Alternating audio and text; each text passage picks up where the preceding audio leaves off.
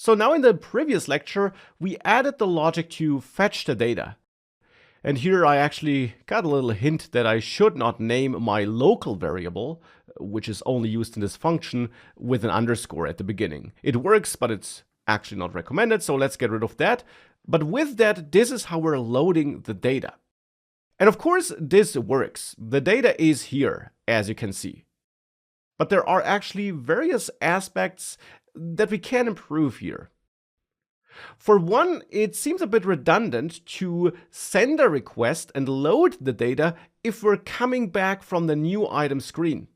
Because there we actually have all the data, and we even get that ID that's generated by Firebase. We get that as part of the response body. If you go back here and add some new item here, you will see that in the debug console, you get this data here. Now the 200 is the response code, but this here is actually the ID. So therefore it seems a bit redundant to fetch the data again, because we already got the name, quantity, and category, and the only missing piece was the ID, because that's generated on the backend now by Firebase, but of course we get this here as well. And therefore it actually would be a bit better to avoid this extra GET request and instead create the grocery item here in save item, as we did it earlier in the course, to then add the ID to it once it's available, and to then send back that finished grocery item to the grocery list screen, so that there, after adding a new item, we don't have to call load items, but we instead simply get the updated item and we can manually add it to our local list and avoid this extra HTTP request. And that's indeed what I'll do here.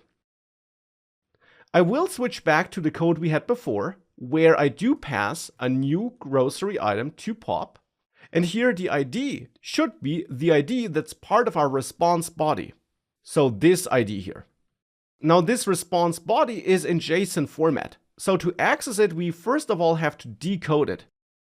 So here we got our response data, which we get by using this JSON utility object and then the decode method. And here I want to decode response body. This will give me a map in the end. So therefore we can also add this annotation. This will be a map of string dynamic. And here my ID will be res data. And then, as you can see in the debug console, it's stored under a name key. So the ID is stored under the key name, and hence we can access the key name here. And this will be our string. So with that, we'll get the ID. Next, we'll also need to set the name, and of course that is still available from up here. The entered name, entered quantity, and so on, that's all still available. So we can simply use these values: entered name, entered quantity, and last but not least, of course, also the category, which is set to selected category. Not just the title, but the full category. Then we pass this data when we pop here, and therefore in grocery list, we can again expect that data. So just as we had it before, now we can await for this route to be removed, and we'll get back that new item, which could be null. So we should still check for that, because maybe we used the device back button instead of the add item button. And if it is null, we just return here. Otherwise, we want to update our state, and we want to add a new item to that state. So here I'll reach out to my grocery items property and add my new item to it, just as we did it before. And with that, we save that extra request. So now if I save this and reload, the data still loads when this app starts for the first time. But if I then go here and, for example, buy some chocolate, maybe a bit more, like this, we will still wait for that request, but then it's added instantly here without sending another request behind the scenes.